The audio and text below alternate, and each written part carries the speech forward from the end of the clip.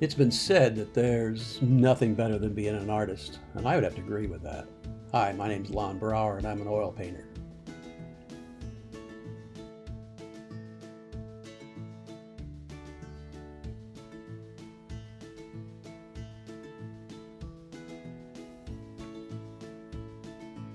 When I was a kid, I know I started like everybody else with coloring books, and eventually went into paint by numbers, and we always thought they were great fun.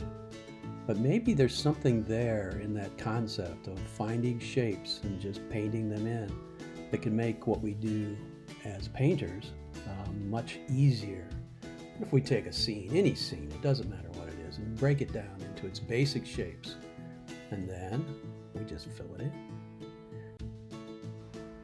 So recognize shapes, find edges, paint. Simple.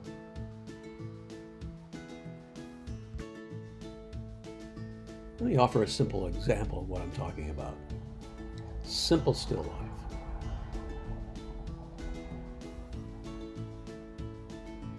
Two apples on a striped background. Black, red, and white.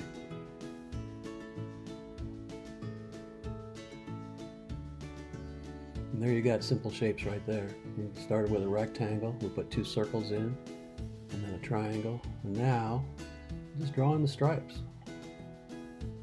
They don't have to be exactly the same as the photograph.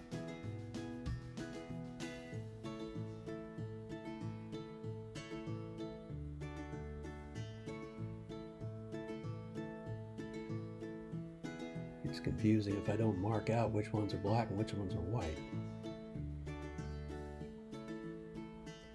Then once we have the shapes, just fill it in. You know, painting is an abstraction. All it is determining a drawing and putting it on a surface, on a flat surface, two-dimensional surface. Then by filling in the shapes and how they and seeing how they interact with each other, then we get three dimensions. Well, we get an illusion of three dimensions. It's still on a flat surface.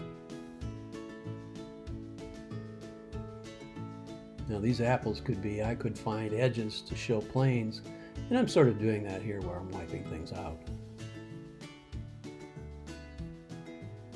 You start seeing shapes, light shapes, dark shapes. The red and white, of course, are easy.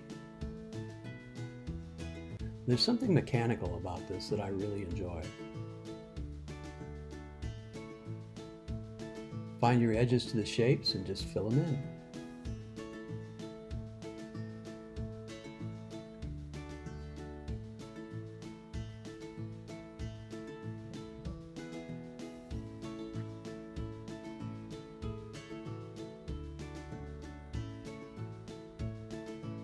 Now back to the apples.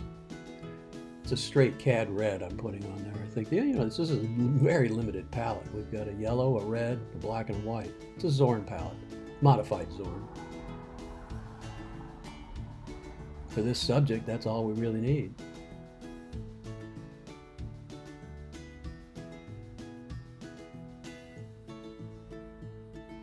And that dark red, that's a little bit of black added to the cad red, and you'll get that sort of a dark brick red, which is almost going towards purple. Again, wiping it out, using a paper towel. I mean, there's all kinds of tools we can use. You can use a brush. This one happens to be a 1-inch flat. That and a paper towel, and that's about all we need for this.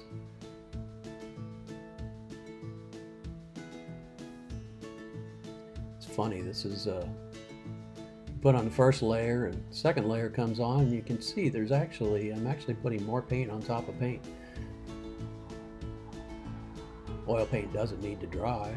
You can just put paint on top of paint. Figure out how to do it.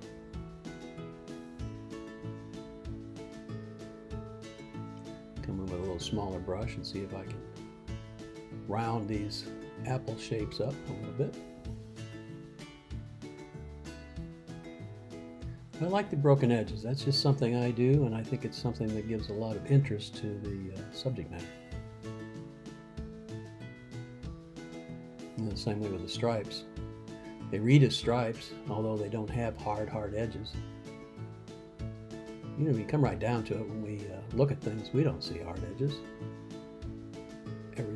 Everything's moving. That's a nice little painting. I'm okay with that.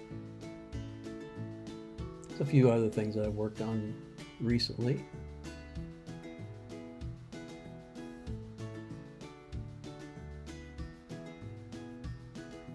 All about shapes.